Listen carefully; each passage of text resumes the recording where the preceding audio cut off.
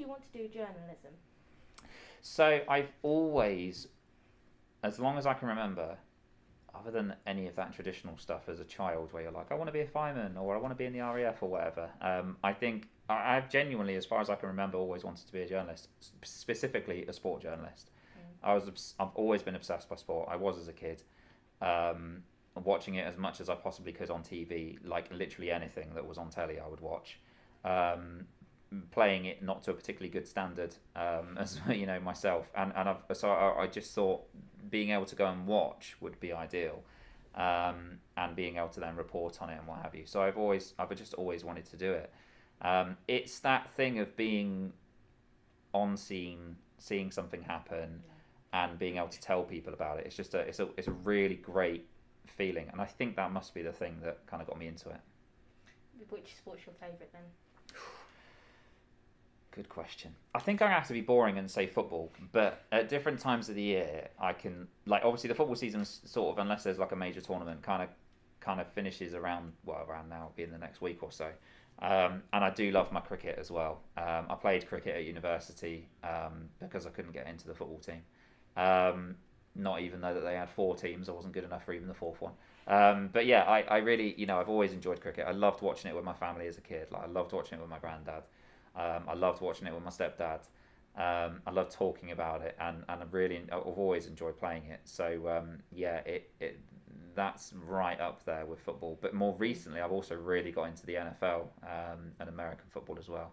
But there's pretty much no sports that's off limits. Um, Yeah. my wife will attest to that. If it's on telly, I'll be trying to watch it somehow. My mum's favourite is rugby. Ah, see, now I used to love rugby as a youngster. Really loved it.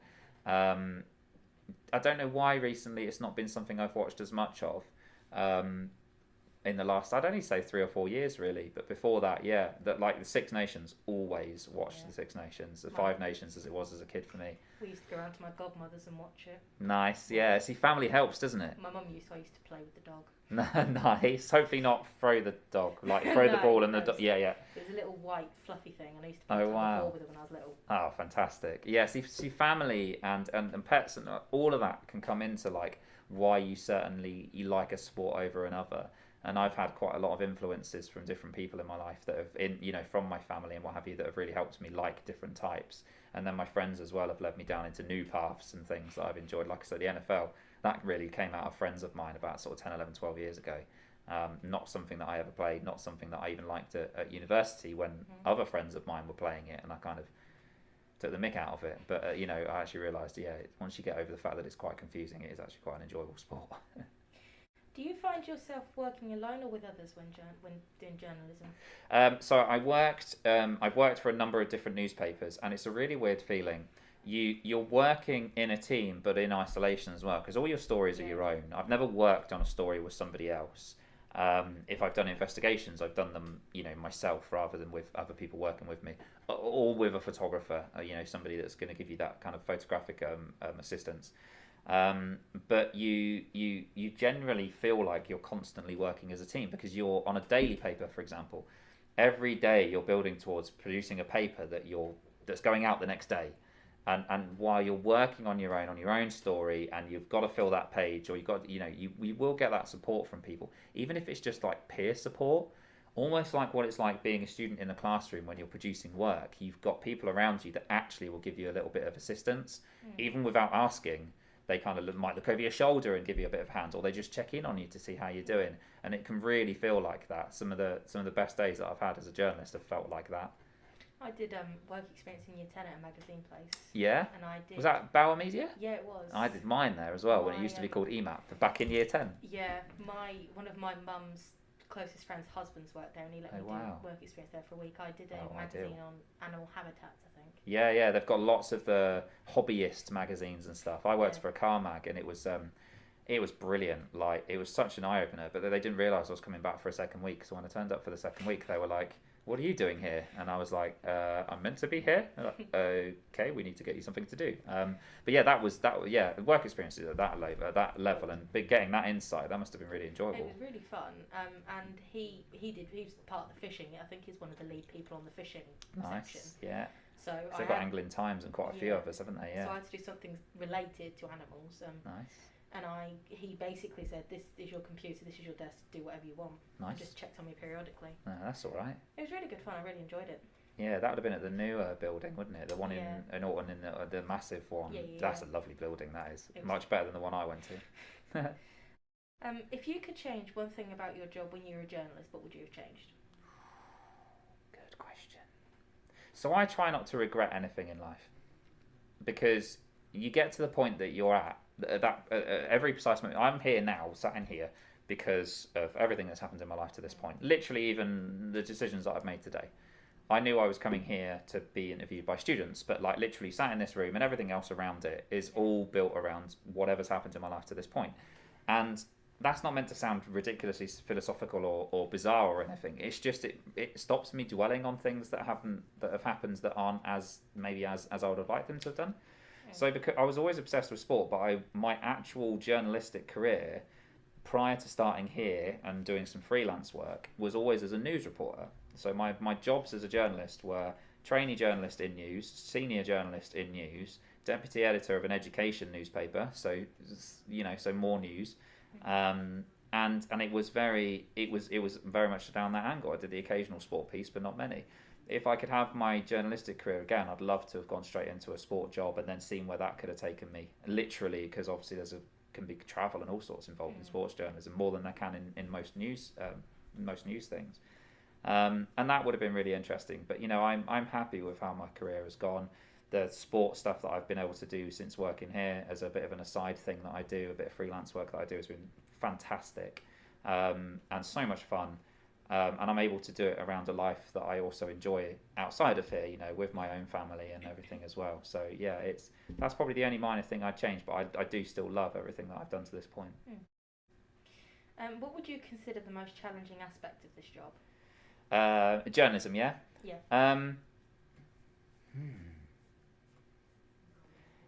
Deadlines are never nice, because we always want to be really creative with our work or really interesting with our work and do it to the best of our ability. And sometimes there would have been stories that, for the want of whatever reason, somebody not picking up the phone or whatever, they would have been good stories, otherwise they wouldn't have made it in the paper. But maybe not as big as or as good as you would have liked them to have been, or thought they might have been when you first started on them. Yeah.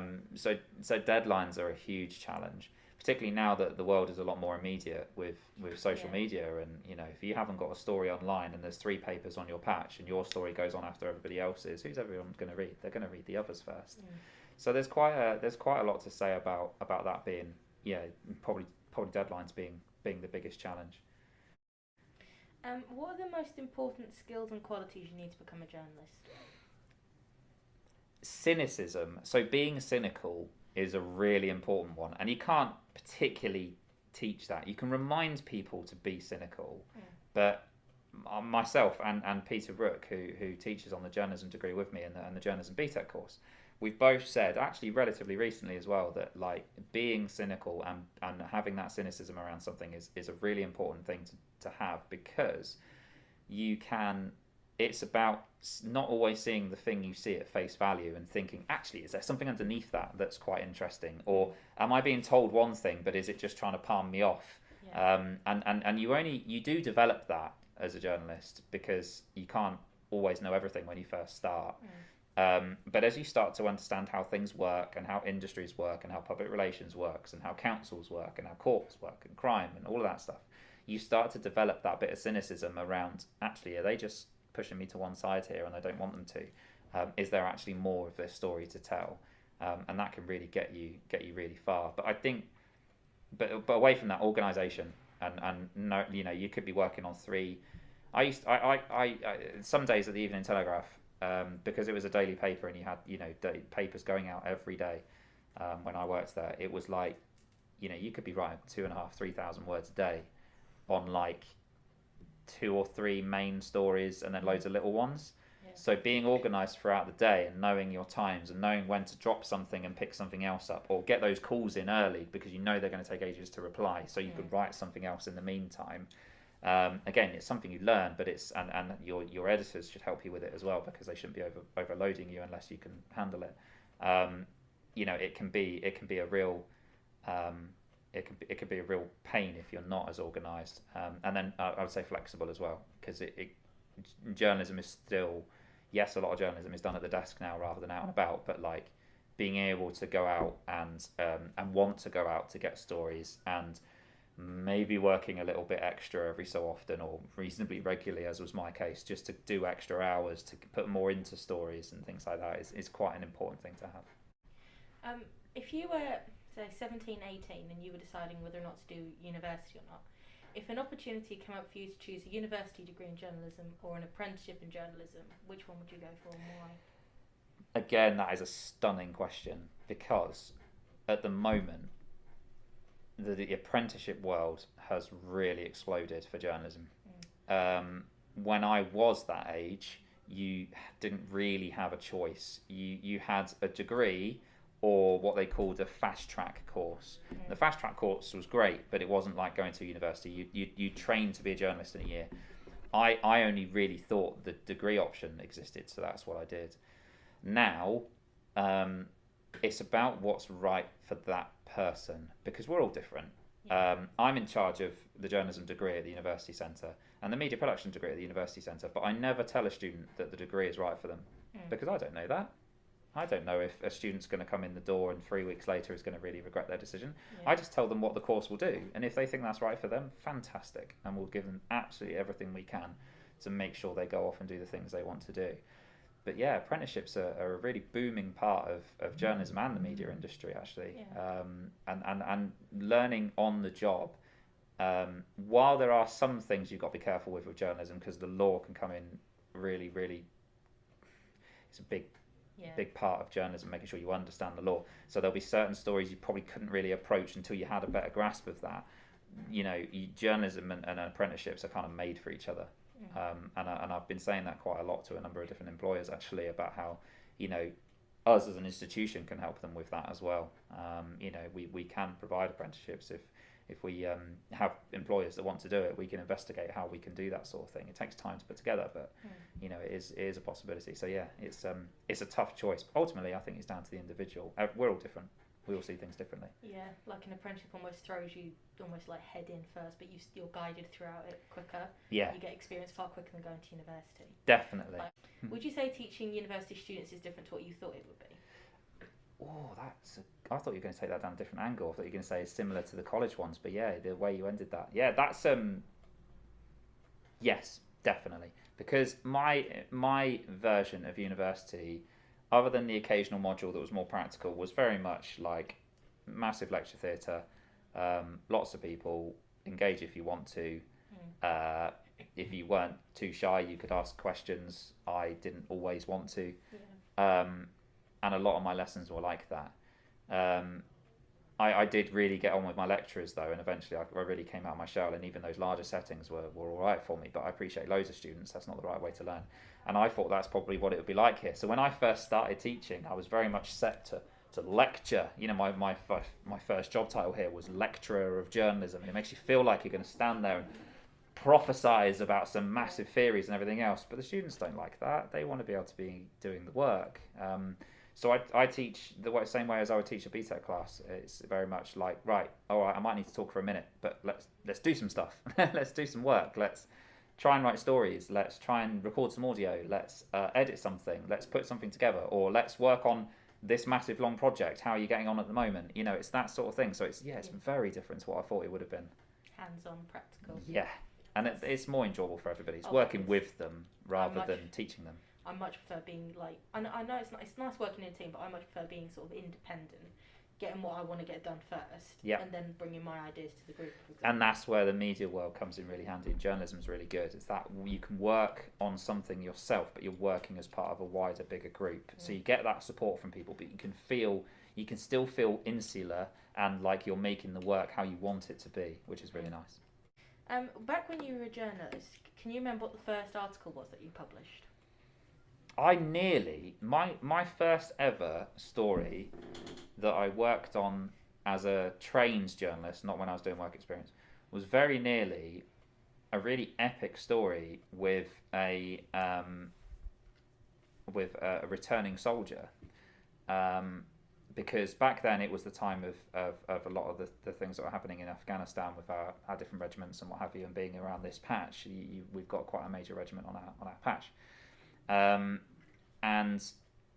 on one of my, I'm sure it was like my first day, I got asked to go downstairs to reception to speak to somebody that had come in, and it was a mum of a returning soldier saying, my son's coming back, I would really like him to be interviewed, because most of the stories you saw at that time were interviews with family members of people that had unfortunately passed away while they were on active duty. But she wanted to show that actually there was more to what they were doing out there. There was more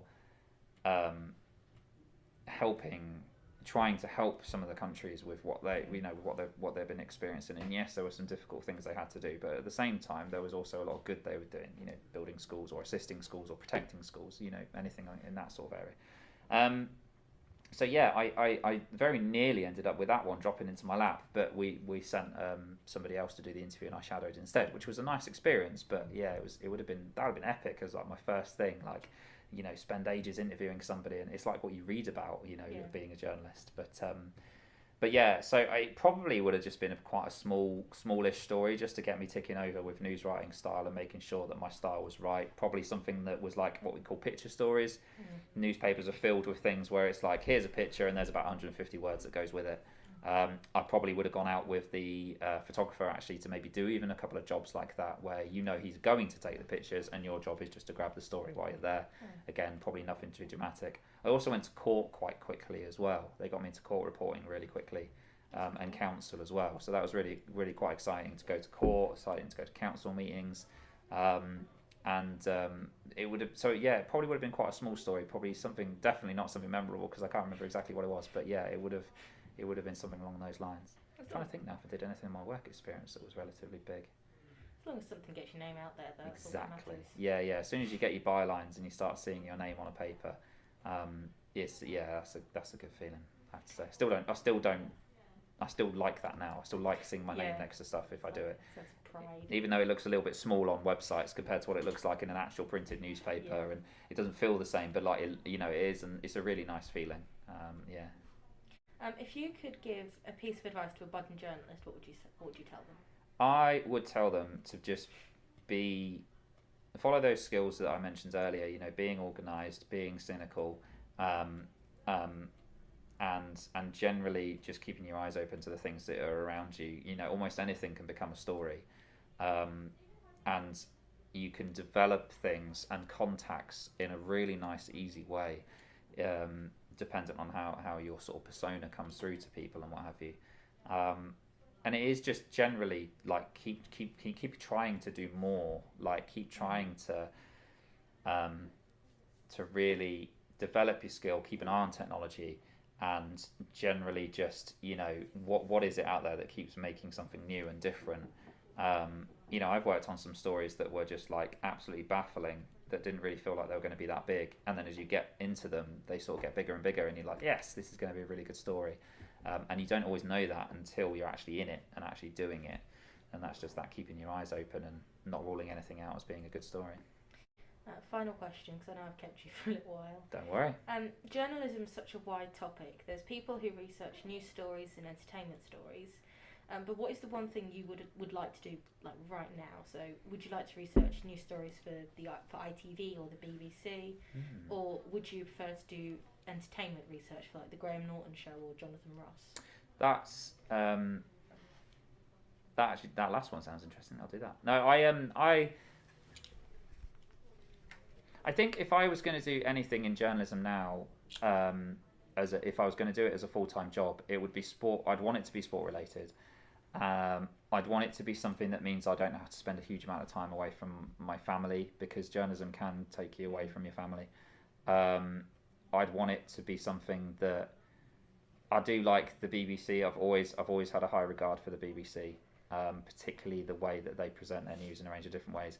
But I was always a writer, and I really like multimedia work now. So anything that can involve, getting the opportunity to do bits of writing, but maybe the odd podcast here and there, maybe the odd video here and there, bit of mobile video. I'd like to be able to combine that whole sort of what we call content creation as a whole, like beast now, rather than just sort of being individual parts.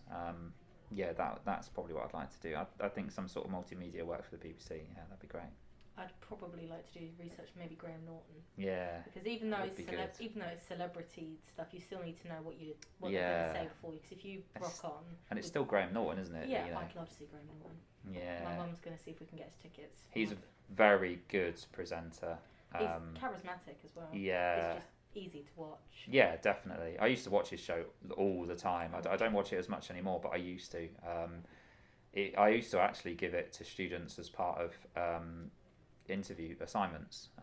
You know, I used to say to students, right, look, your task for the first criteria is, you know, analyze, say, Jeremy Paxman as a really hard news type interviewer, but then analyse Jonathan Ross as a very completely the opposite type of interviewer. They're both exceptionally good at what they do, but they've got very different ways of doing it. And that's usually be my two that I would give to people to actually really go out there and have a look at, because you can write loads about both, but they both teach you different things about how to go about that interviewing style. For one of the interview assignments we've just done, we're going over it now, I think. Yeah. I did Graham Norton and Ellen DeGeneres. Because they're both entertainment, but they're different ends of entertainment. Yeah. Like, you can watch his, like, not really watching it, but still know what's going on because it's easy. But she's almost, was it Jeremy Paxman?